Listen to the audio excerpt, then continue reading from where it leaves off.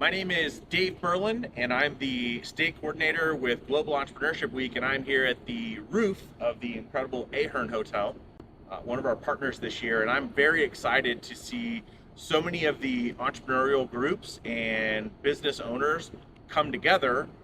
And the reason why I got involved with Global Entrepreneurship Week is it helps me further my mission to connect the people of our city, so together we can show the world who we really are.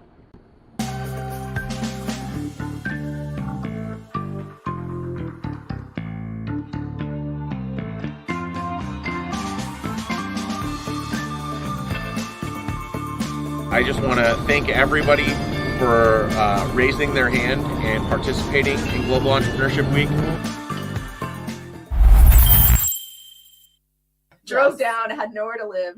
We were in one of the hotels for 6 weeks trying to get somewhere to live.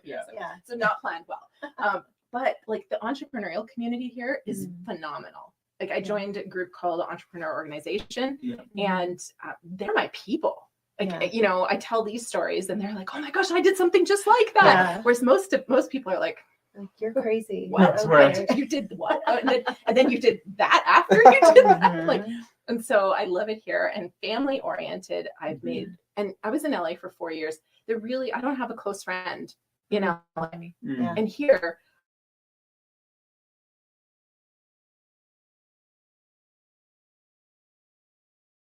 I've been here 2.5 years. I see somebody I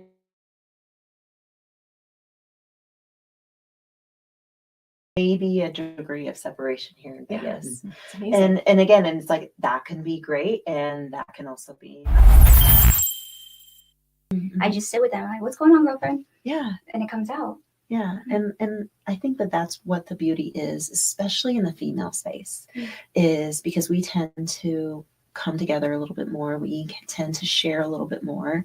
And I think if that's anything that any men out there can learn from us, is speak up, because even for them as well, there's this like facade and person that they are supposed to be too. Just as women, we bear these burdens, men bear the burdens too, of they're supposed to be the strong ones, and they're supposed to, not show emotions and not emote, period. And they, they have to be the providers and do all these things. And I remember thinking about that because I'm divorced, and just reflecting on my, past relationship and just just all the intricacies with that, and just thinking like, wow, I can't imagine being in a space of all of the stress that could happen, as far as having to be the provider and really knowing like it stops at you. And if you mess up, you are in charge of all these other things and all these other lives and everything. And I think, again, being a business owner, same thing, is we think about that, like every decision that we make impacts so many others. Megan Buckley, and I am your community organizer for Global Entrepreneurship Week. The reason why I got involved with Global Entrepreneurship Week is to give opportunities for everyone to see what we really have here in Vegas outside of the Strip. We are a big small town, and we are a thriving business community, and there's just so much to offer here, whether you are a new business going to come to start, or you want to just get out there and connect with more of the community outside of what it is specifically that you do. I mean, Alex Hormozy too even said, like, I'm trying to remember perfectly, so I'm not probably going to butcher it, but he hired someone and he was like, hey, I want to make this brand happen. And what do? He just was like, okay, we're going to pay this. I'm committed to it for 12 years, I think he was. So something like that. He was committed to it for a long time. He wasn't just thinking about instant results. He committed for a long time. That's a great point, right? Because I think, we're seeing Alex Hormozy really starting to dominate in the, marketing space and entrepreneurial space as a thought leader. And he did that event that had maybe like 155,000 people live, right? So it was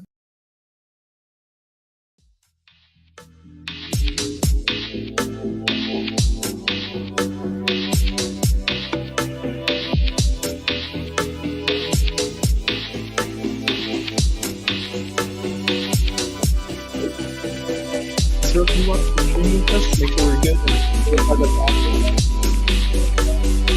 Oh, are they good now?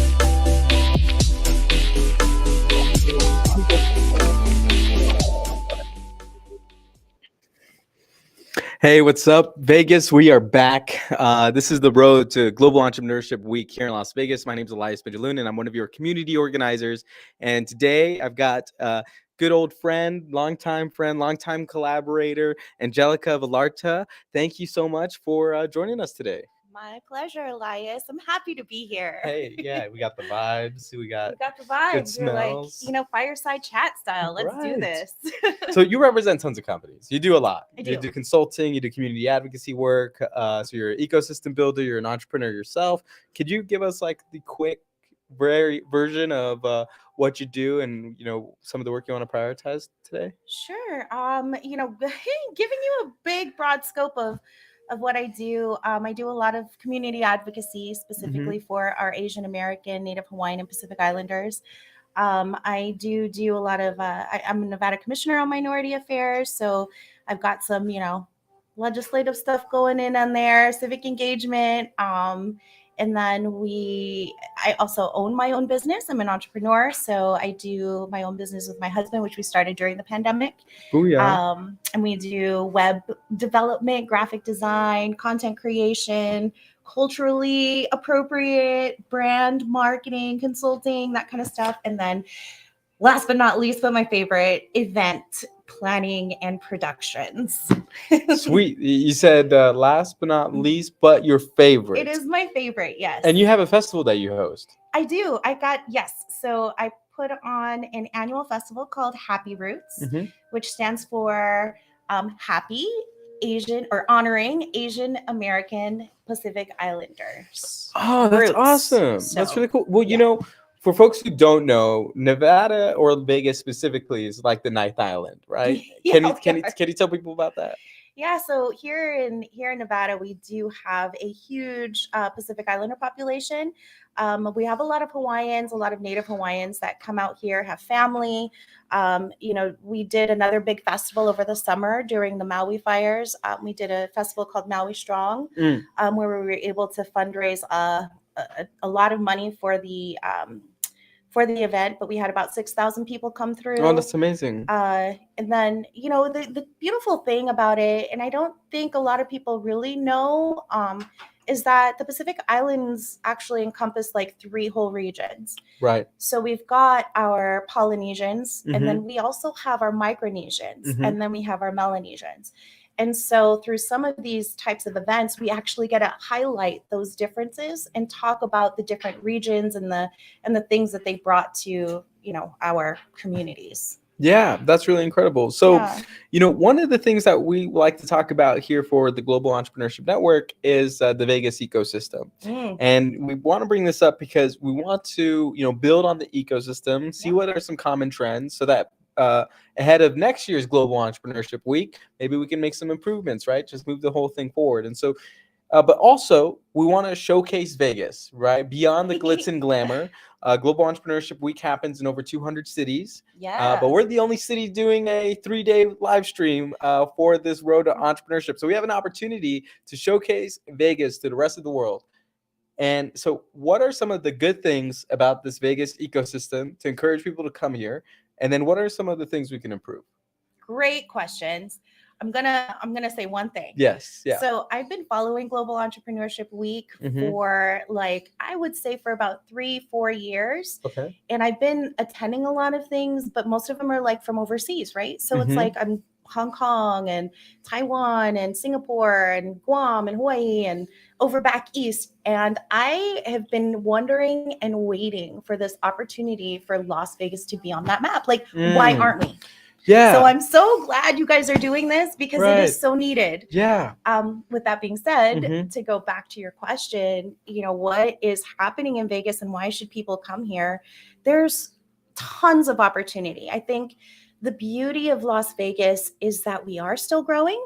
And we do have access to a lot of things that most cities or most people wouldn't have access to, right? Like our assembly people, they're like, door knocks away. We see them all Yeah. the time out in the community. I see Ruben De Silva, doing Yes. the dance moves in between the protests, So like Exactly. our politicians are real people, Our politicians are real people. Like we see Justin Jones, we see Brittany Miller, we see Yui Wen, like we see them all the time, and they're so engaged with the community. Yeah. And it's not just the assembly, but it's also our judicial, like our judges are out there, like Judge Kalani he's really engaged in the community.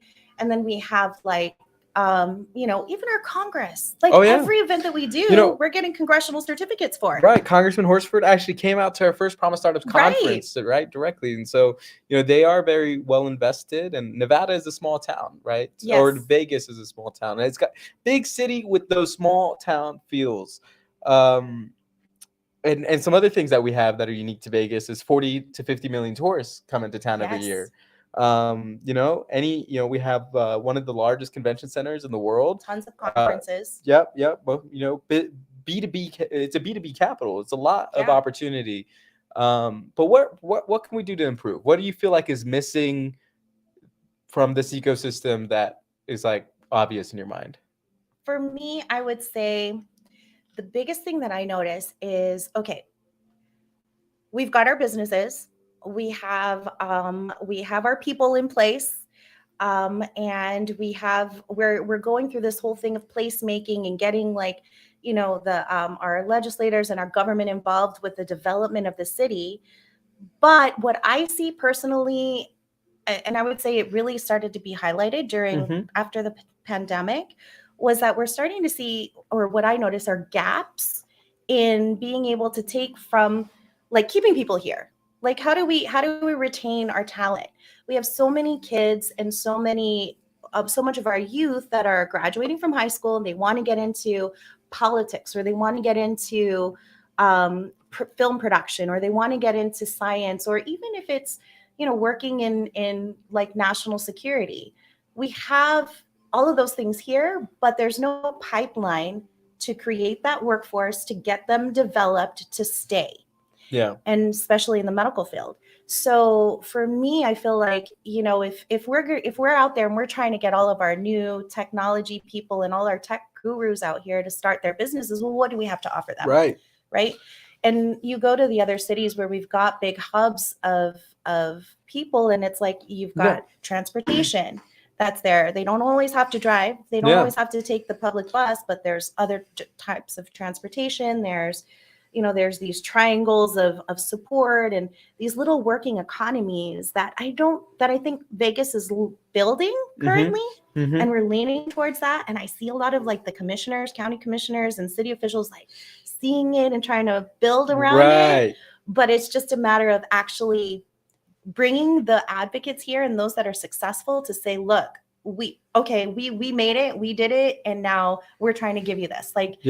Best example would be in the gaming industry, video gaming, right? You've got huge developers. Oh, good, like esports. And video gaming. We have the largest conference. We got Evo that comes out, yeah. which is huge, and they can't even fit in the conference rooms anymore, so they're looking for other spaces. How do we keep them here? How do we keep those developers and bring those developers out here, knowing that there's a space and there's a future for it, but then how do we actually get them to get the workforce? Yeah, for sure. I think esports is really interesting for Vegas too, because of the implication it could maybe have on the Las Vegas Strip for gambling, and trying to diversify. The hotel's trying to diversify, get us younger folks in there through esports, and then also the opportunity that esports teams have in terms of monetizing their brands and stuff like that. Right? Yes. There's a huge reality where esports is like the NFL in the future. Yeah. And so I can totally see that. The Las Vegas Global Economic Alliance, they talk a lot about trying to bring other businesses here to Vegas. And one of the biggest pain points is education, right? Yes. What are we, still the second worst school district in the country? That's one of those things I was just talking to somebody about. I'm like, they say we're the worst, but then you talk to some people and they say, oh no, we're the best. Because we have all of our charter schools, because we have all these specialty schools. Well, the public school. But the public school system. is yeah, there's some challenges there, and I feel like but they're addressing them. Yeah. I feel like they're really addressing them. Yeah, I think they're addressing them. It's one of those things though. It's going to take a long time. Unfortunately, it's not going to be a magic wand. But I see your point. I mean, in San Francisco, like you just go to any place, like any bar, any meetup, throw your business card, and a developer will catch it, right? And so, It's like at least they have that reputation, and I've experienced that. Just going out there and hanging out with people, like how many more technologists there really are in San Francisco versus here in Vegas. So I totally see that argument, and it's tough because we don't want to necessarily just move SF engineers to Vegas and then just solve the problem that way. Right. We want to build the community exactly for them. Build the community up and get them on that path. And same with the investors, right? Like we go to these meetings and we have like all these VCs that come in and they're like, oh, there's great opportunities in Vegas. Right. And then they get here and they're like, oh, well, there's great opportunities, but where's the workforce to support those opportunities? Yeah. And it's and that's like talking about all different types of industries within those tech industries. So not just the tech or the new greatest thing, but also like, the accountants, the attorneys, the human resources people. Yeah. I was in UNLV. They do this like their Center for Business and Economic Research does like a monthly breakfast, and so we got to go to the most recent one, which was just a couple of days ago. It was solid, some learnings, and those learnings that I can share today would be that one, Vegas is lucky to have UNLV. First off, you just gotta say that because not every city has a university that's so invested into the community and is willing to do research on behalf of the community and publish it. Like, special shout out to Dr. Marta and Clay T. White, Director of Tourism and Director of Oral Research at UNLV. They come out and, work with me and some other consultants and organizers on the West Side and, get us tons of information for, what the community wants, how they're responding, what they need and what the research says. And it's like, I just feel so blessed to have like, two, multiple PhDs, in our meetings, just like, what do you need, Elias? What's going on? Right. Yeah. So that's just a quick shout out. No, awesome. That's amazing. That's amazing. But the learnings were that Vegas needs to diversify tourism, right? Yes. Or diversify its industry so that we can be more resilient. And the directions that seem to be on trend for Vegas, one is diversifying tourism through healthcare, so medical tourism, and then sports tourism and cultural tourism. These are areas that like tourism in Vegas can improve. And if we build, if we build on tourism, then there's like the induced effects of tourism, a lot more business opportunities for other people. Super Bowl comes into town, tons of small businesses get hired, right? Yeah.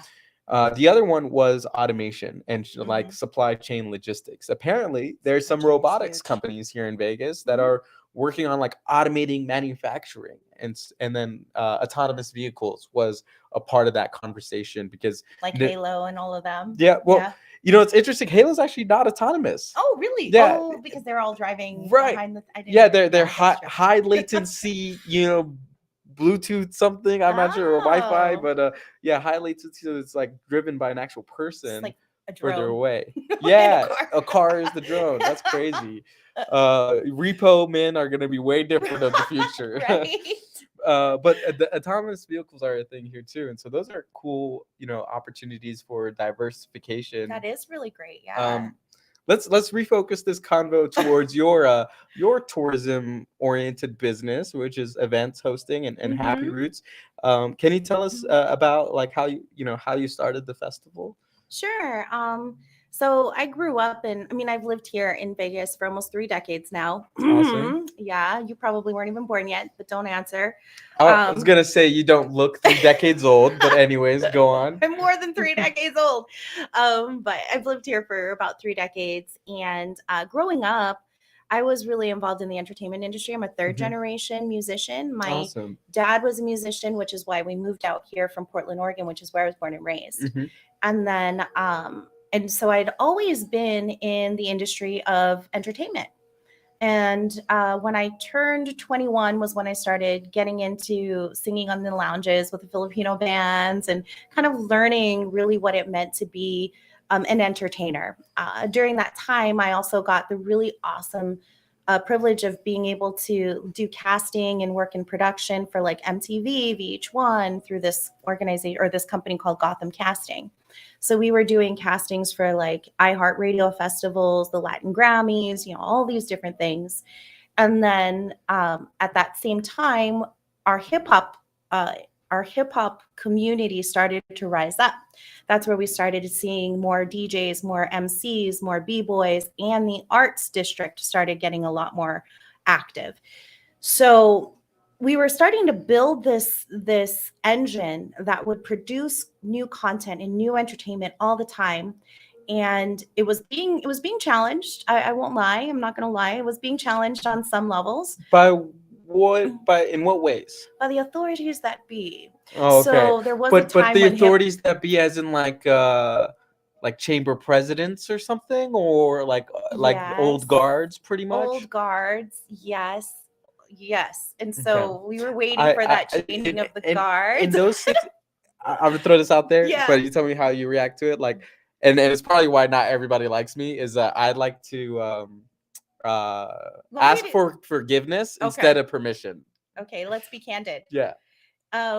It was, I think, about in 2006, the hip hop was banned from the strip. Oh, you know what? I heard about this, and it was because of the uptick in violence, right? In Vegas, that was related to local rappers and stuff like that. Correct. They were trying to blame all that violence on the local rap scene, and which wasn't the case. I mean, there was no statistics. There was nothing out there that was showing that hip hop music was the reason why there were fights or deaths or whatever's. And we had a country music that was also experiencing a lot of downfall at that time too. Correlated, not causation. Not exactly. So it was things like that started to open my eyes to what it meant for representation, to what representation meant. So that makes sense. So then the old guard, pretty much the folks that you wanted to get support from were like, no, we're not going to support AAPI hip hop because or period, just hip hop, period. Yeah. You know, communities of color were coming up and we were rising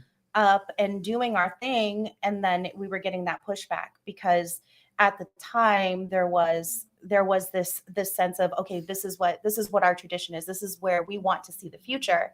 But then you have all of the communities of color predominantly that were like, yo, we're doing our thing. We're all entrepreneurs. We're all like, we're in this movement and we're creating this movement. And so that's kind of something that happened. And then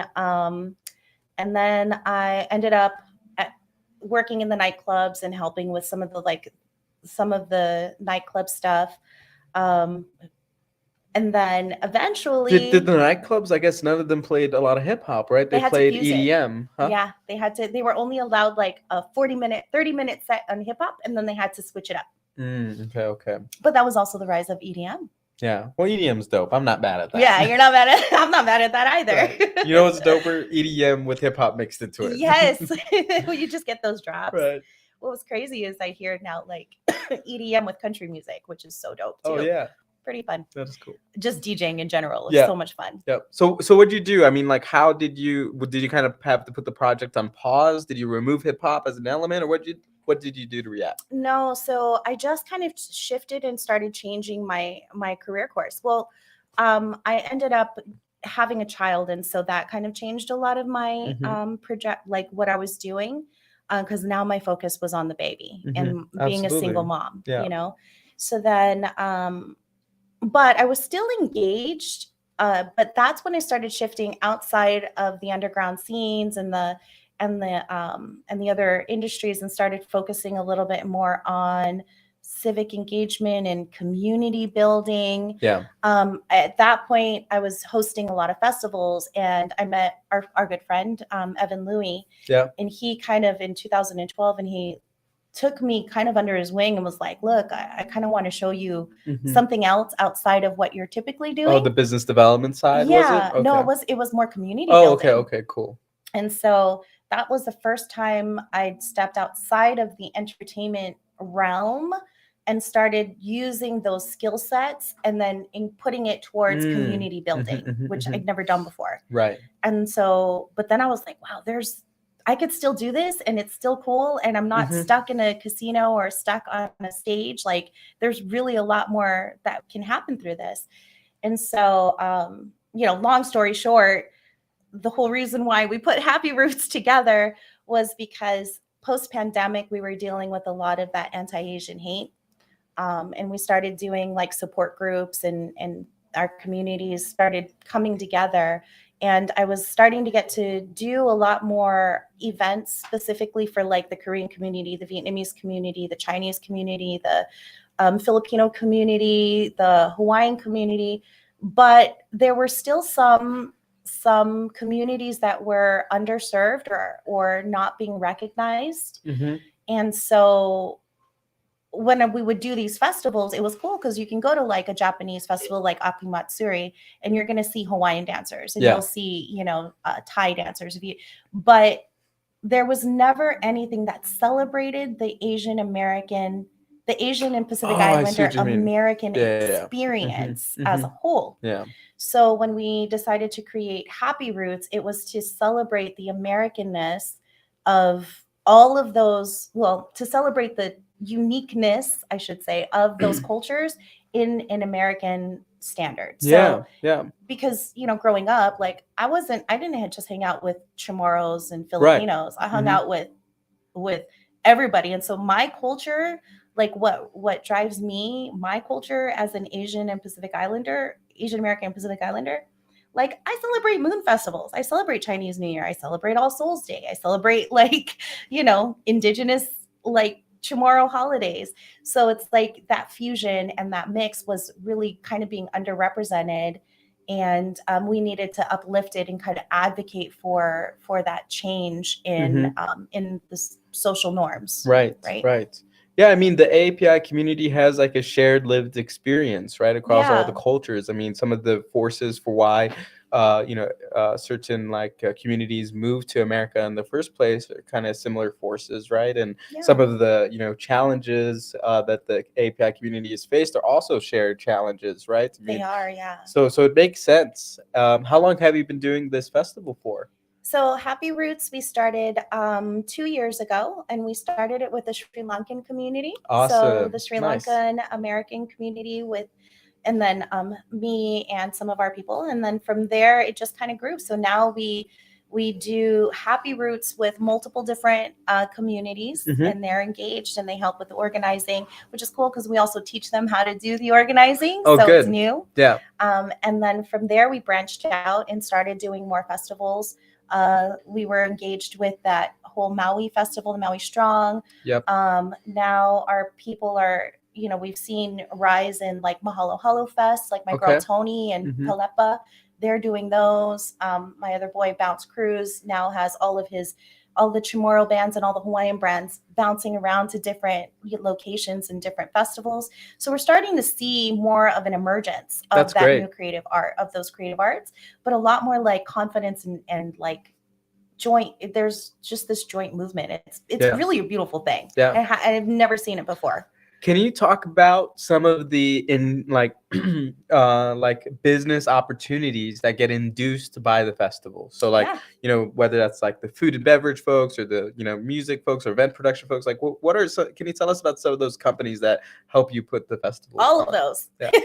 So the beauty about those festivals is that all of the vendors are typically small business vendors. Yeah. So a lot of the vendors might be startups. They may have only just gotten their license and they're just trying to learn and test out their products or their services. And so they get involved there. Our vendors are also community partners. So like, Humana and some of the other partnerships that were Nevada Donors Network. So then they get involved. So then now they're a part of that small business ecosystem. And then they're also bringing in those resources for them.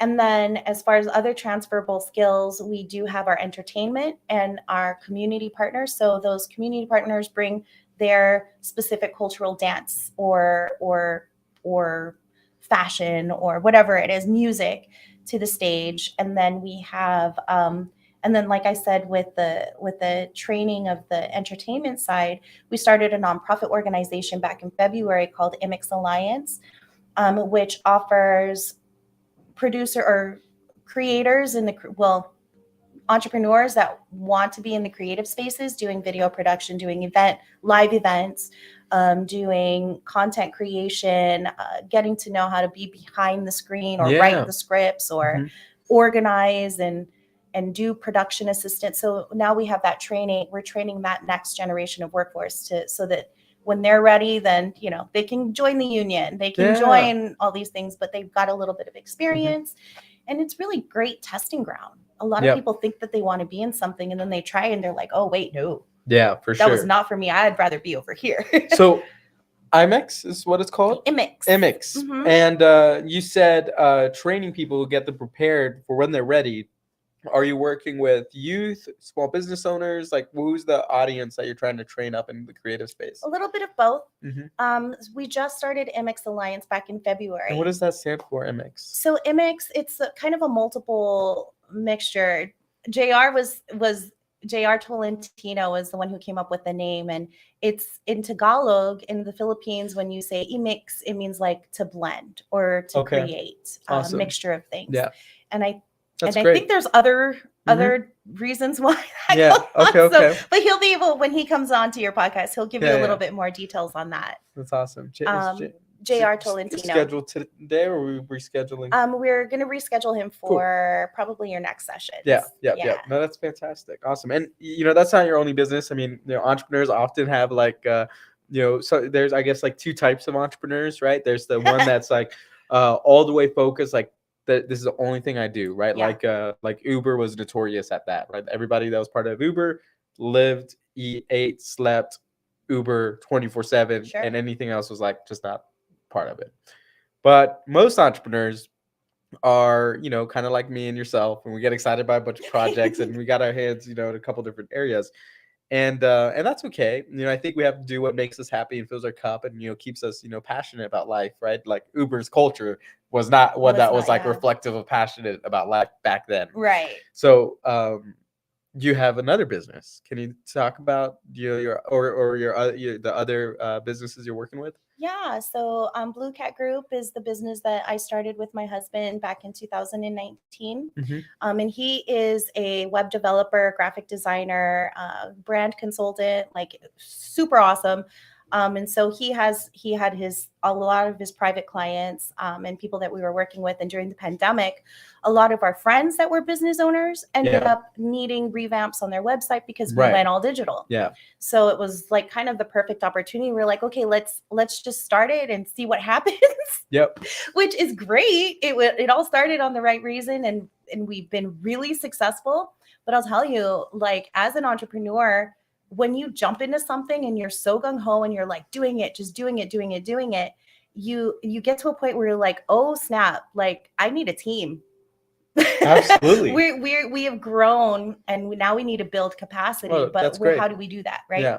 So that's kind of where we're at with Blue Cat Group is we've created more opportunities. And now we're creating more relationships with other sources so that we can handle that capacity. Which is beautiful. That's awesome. I think collaboration in entrepreneurship is key to everybody's success. And I come from that like abundance mentality. Yeah. Right. Like there's no shortage of opportunities. And if we all work together and come from that abundance mentality, then it's only going to generate more work for us and more success. And we're all going to rise together. Yep. And together is so much more beautiful than by myself. Yeah, absolutely. Yeah, we have to, we're not trying to extract from the ecosystem. No. We're trying to, invest into the ecosystem and circulate so that, everybody, can prosper as a result of that. What about AI, like on the Blue Cat Group side? Like, has AI impacted the way your processes? No, not at all. Okay. AI hasn't really impacted. It's a good question because a lot of people like who are producers or do what we do. They worry about it. Do y'all incorporate it at all yet, or not really at the moment? No, we don't. So all of the copy that we write is basically me writing copy. And then I have a couple other people that help produce the copy and the editing, and then the research and analysis we do ourselves.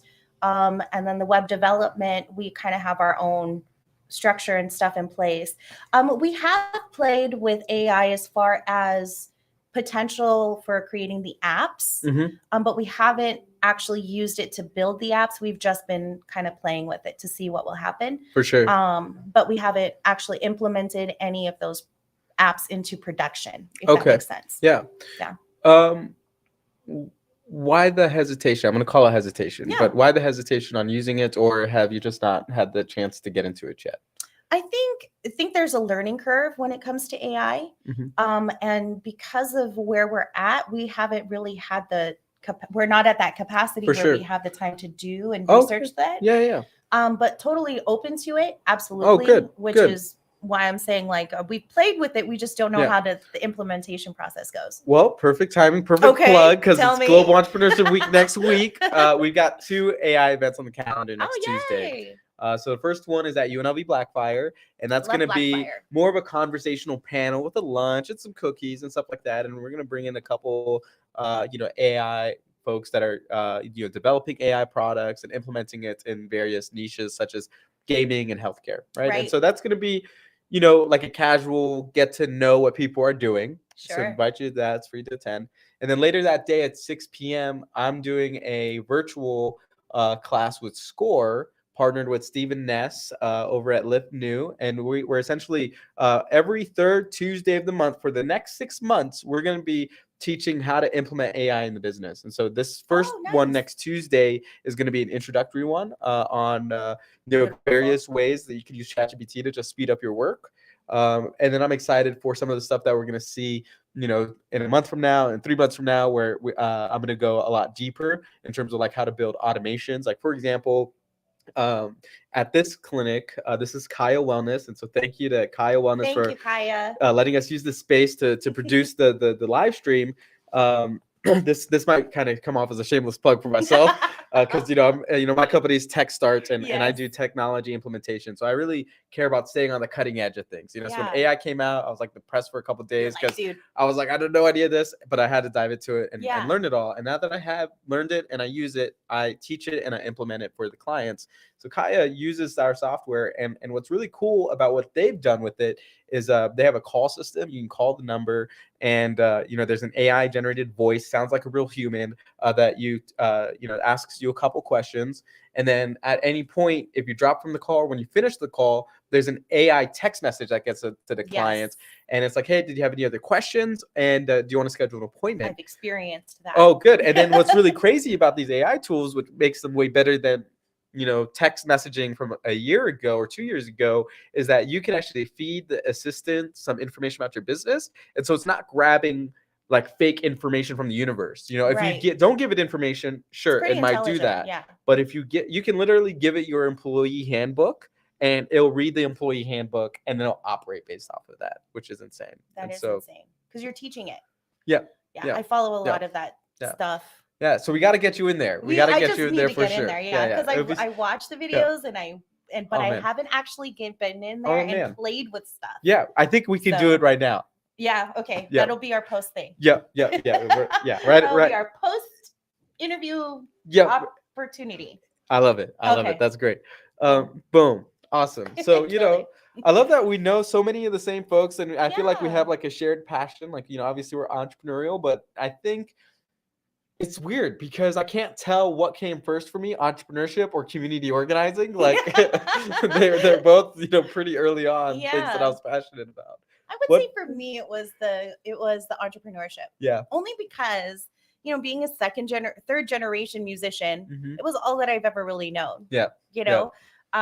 Like that's what I learned from my dad. It's what my mom's side of the family in Guam, they're all entrepreneurs or they're teachers. Yeah. So it's like, where was I going to fit in? I was into music because of my dad's side, but I'm like, how do I make this into an equitable, how do I monetize what I do? Yeah, absolutely. And so that's when I was like, well, the only option, Jel, is entrepreneurship. Right. Create your own businesses, create your own products, create your own narrative, and then move from there. And so that's kind of what I also encourage other people to do, right? Yeah. It's like, there's no limit when you're in the creative fields or you're an entrepreneur. There is literally no limit. Yeah. Oh, what's speaking of, you mentioned something that was really I wanted to get back to that point. You were like, there's two types of entrepreneurs. There's those that just focus and then they're like gung ho on that. And then that's all that they want to do. And then there's entrepreneurs like us that kind of have like, we're like, ooh, shiny. Right. Yeah. I definitely have tempered that version Have of you me. good? And now I'm like, okay, I've got my projects and I'm all in on these projects, but it's still like a dozen projects. Right. What I like to call it, since we were talking about video gaming and esports earlier, is I like to call it, it's the not the side hustles, but it's the side missions. Yeah. Right. So we all have kind of, if I can give you like a visual perspective, like when you were playing video games, you've got your path, you've got your storyline. But in order for you to move up in that storyline and to like get stronger, you've got to do those side missions. And as you start doing those side missions, you might get lost for a little, but you'll come back and you'll be like, I'm stronger and better than before. And my main mission, boom. Right. You know, another good analogy there. Filler episodes. Right? Exactly. That's hilarious. So yeah, that's my thought process on that. That's so cool. That's where I'm at. I'm not a side hustler. I'm a side missioner. Right. Yeah. That's a really good point. Yeah. What else do you want folks to know? Like, what else is going on this year that you're a part of? This year, we're towards the end now. Right. All that's going on are just galas. Yeah, fundraisers. Are you going to any good ones coming up? Fundraisers. What's the next one? I think the next one is, which I can't go to this Saturday, unfortunately, because I'm going to a comedy show. But it's the Juvenile Justice. Oh yeah, with Lisa Lee Jackson and Dr. Susan. The Juvenile Justice Impact. Yeah, I'm going. Are you? Yeah, I'm You're going. Gonna be there? And we're bringing a couple of our youth from Nevada Partners, some of our youth leaders. And I would have been really there. Stoked. Actually, I got to give it up to Lisa and Susan. I mean, they've been huge supporters of the work we do at Nevada Partners, and they like explicitly invited youth leaders, and so love that. And for me, I want to give a big shout out to Dr. Althea Clark, who is a psychotherapist, the only Filipino, or the only Asian, I should say, psychotherapist in the state of Nevada. Oh, wow.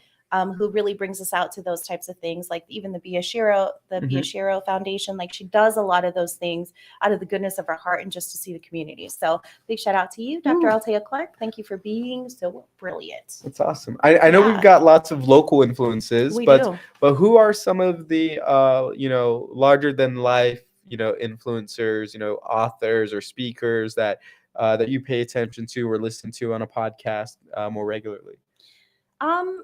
Elias, it's hard because, like I said, I'm really in that entertainment space.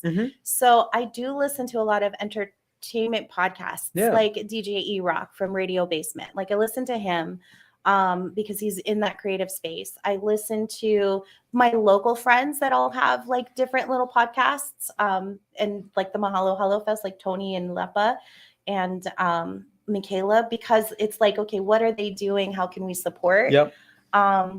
As far as to keep my mind and my brain like fed, I watch a lot of dramas. Cool. I watch a lot of K-dramas. I guess I would have guessed that. Being in the Korean and like K-world, like Hallyu, that whole Hallyu wave, I was riding it. Cool. So K-pop, everything. You were in the stadium when the K-pop band came and took over Vegas. Yes, I was here when the city turned purple for BTS. That's and I was there for Weebridge, and I was there for Blackpink, and and now we have another concert coming up at the end of the month for this guy named Rain, who's basically like the Michael Jackson of awesome. Korean music. So he's going to be out here. Yeah, it's pretty cool. That is pretty cool. Any final notes you might want to share with our Global Entrepreneurship audience?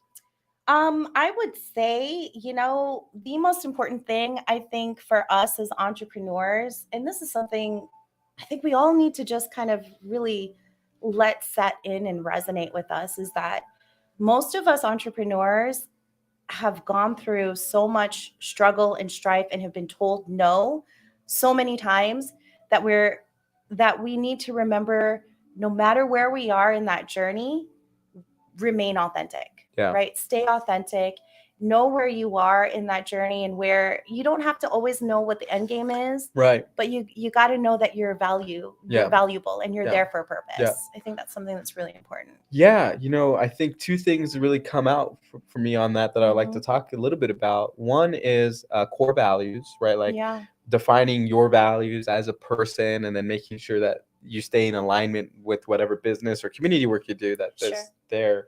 But the authenticity piece, that's really big, because I find, especially in the entrepreneur space and in certain environments, not all of them, but in certain environments, there's folks that are almost inauthentic, is what I'm going to say, right? Sure. They kind of like fake what they've got going on. And I totally do not appreciate that at all. And I feel like Vegas is a small enough town where once you're exposed, everybody kind of knows about it, which is also unfortunate, but it starts to make us all feel uncomfortable. Yeah.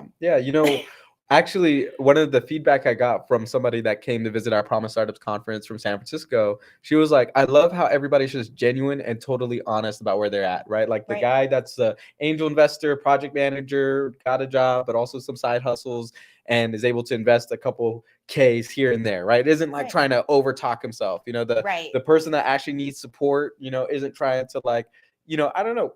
I feel like you can get better help when you're just honest and authentic about where you're at. And I think there's this misconception in entrepreneurship or in sales that you want to like create fake credibility so that you can influence people. And that's so inauthentic. I really hate that level. I'll call it even manipulation almost. Like it can be very manipulative. And it can also, and if they're not, but it's interesting because those people are also the ones who are the most judgmental. Yeah, right. That's fair. Like, and it's like, okay, now you're really, it's like you just start to feel, you make everybody around you feel a little uncomfortable. Especially for us in the entrepreneurship space, and when this is all we've ever known our whole lives. Like it's, we know when we're being pitched, we know when we're trying to be sold on something, and we know when we're being judged and when things are not fair. Yeah, for sure. We just know. It's that gut feeling that Metro police officers get when they walk into a building. They're like, oh, that tingling in the back of your neck. Yeah, we get that. Yeah. Well, because my core values are important to guide you to who you want to work with and how you're going to, do your thing. So Angelica, I really appreciate you coming down here. Could you tell folks how they can get in touch with you? Sure. I am always available on social media. So I do have an Instagram. It is under Jealousy Blue _LV, and I'll spell it out for you because it's GELICIBLU _LV. So Jealousy is my name and my best friend's name. So Issy, my best friend's name is Cicely. Nice. So Jelly and then Issy, and then Blue is my eldest child's middle name. Oh, that's awesome. So that's where I got the Jealousy Blue. That's great. And shout out to Cicely. She came out, supported some of our conferences in the past. So that's fantastic. She loves being around that too. Yeah. Promise Startup. She gives me feedback. Okay, this is how I was like, oh, okay, cool. That's great. And then for Facebook, it's Angelica Villarta, VILLARTA. And then LinkedIn, and I'm still not on X. I know. Wait, on what? Why are you not on X? Twitter? Oh, X, right. I keep forgetting that they killed a $40 billion brand. Yeah, it's just so, it's like, no. Yeah. And then you can just, I don't know, Google search me. Yeah, cool. Well, you heard it here first. Google search Angelica. Google search me. I got nothing to hide. Right. Oh, that's great. You might see some history and be like, wow, what's she been doing? Right, from the EDM days. From those days, from my nightclubbing days when I was, in my 20s. Hey, well, this is Vegas. I mean, get your bread however. That's why I will never run for office. I'm just saying. Oh, really? Yeah. We're live. Yeah, I know. This is why I will never run for office. Meanwhile, she's filing her assembly race for 2026 in the back of her mind already. Boom, boom. Strategic planning. Right. No. Cool. Well, thank you, everybody. Thank you for tuning in. Thank you, guys. It was fun.